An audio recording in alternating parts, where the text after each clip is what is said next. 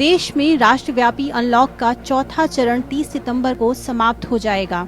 1 सितंबर को शुरू हुए अनलॉक 4 में केंद्र सरकार ने पहली बार मेट्रो सेवाओं को फिर से शुरू करने जैसी विभिन्न महत्वपूर्ण छूट दी थी। इसके साथ ही कक्षा 9 से 12 के लिए स्कूलों को आंशिक रूप से फिर से खोला गया।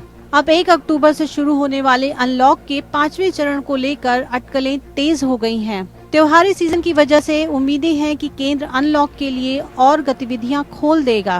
तो वहीं गृह मंत्रालय ने सोशल डिस्टेंसिंग के साथ सार्वजनिक स्थानों जैसे मॉल, सैलून, रेस्तरां और जिमों को प्रतिबंधों के साथ खोलने की अनुमति दी थी।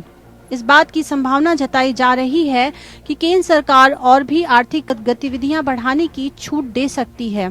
पिछले सप्ताह सबसे ज्यादा कोरोना प्रभावित 7 राज्यों के मुख्यमंत्रियों के साथ अपनी बैठक में प्रधानमंत्री नरेंद्र मोदी ने माइक्रो कंटेनमेंट जोन का सुझाव दिया। हालांकि उन्होंने यह भी कहा था कि इस वजह से आर्थिक गतिविधियों को समस्याओं का सामना नहीं करना पड़े। इससे पहले मल्टीप्लेक्स एसोसिएशन ऑफ इंडिया द्वारा अपील के बावजूद 21 सितंबर से गृह मंत्रालय ने सिर्फ ओपन एयर थिएटरों को संचालन फिर से शुरू करने की अनुमति दी थी। हालांकि अगस्त में सूचना और प्रसारण मंत्रालय ने गृह मंत्रालय को फिल्म थिएटरों के लिए बैठने की व्यवस्था का फॉर्मूला भी दिया था। योजना के अनुसार पहली पंक्ति में और अगली सीटों को वैकल्पिक रूप से रखा गया ताकि सामाजिक दूरी को बनाया रखा जा सके। इसी बीच पश्चिम बंगाल पहला राज्य बन गया है जिसने 1 अक्टूबर से सिनेमा और सिनेमा हॉल खोलने की अनुमति दी है। कोरोना लॉकडाउन के कारण सबसे अधिक प्रभावित क्षेत्र पर्यटन रहा है। हाल ही में ताजमहल सहित पर्यटन स्थलों को फिर से खोलने के बाद यहाँ कुछ कमाई देखी गई। अनलॉक 5 के दौरान इसके बढ़ने की संभावना है। गृह मंत्रालय और भी पर्यटन केंद्रों और पर्यटन स्थलों के यात्रियों के लिए खोलने की अनुमति दे सकता है। हाल ही में उत्तराखंड सरकार ने पर्यटकों को बिना किसी क्वारंटीन के राज्य में प्रवेश करने की अनुमति दे दी है।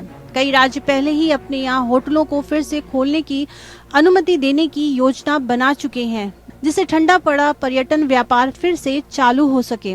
सिक्किम सरकार ने 10 अक्टूबर से होटल, होम स्टे और अन्य पर्यटन संबंधी सेवाओं को फिर से शुरू करने के लिए अनुमति देने का फैसला किया है। अक्टूबर में केरल में पर्यटन क्षेत्र फिर से खुल सकता है।